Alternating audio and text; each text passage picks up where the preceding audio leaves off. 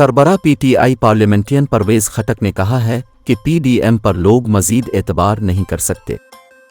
सवात में कारकुनों से खिताब में परवेज खटक ने कहा कि पार्टियां आवाम से वादे करती हैं और फिर हमेशा मंशूर पर समझौता करती हैं। उन्होंने कहा कि हमने दोस्तों के साथ मिलकर एक पार्टी बनाई। पीटीआई पार्लियामेंटेरियन हकीकी जमहूरी अवामी पार्टी है। परवेज खटक का कहना था कि हमने आजमाई हुई पार्टी में जाने के बजाय अपनी पार्टी बनाई। जल्द पीटीआई पार्लियामेंटेरियन को सूबे की बड़ी पार्टी बनाकर दम लेंगे। वाज़ेह रहे कि परवेज खटक के कारकुनों से खिताब से कब्ल रहनुमा नून लीग हबीब अली शाह पीटीआई पार्लियामेंटेरियन में शामिल हुए।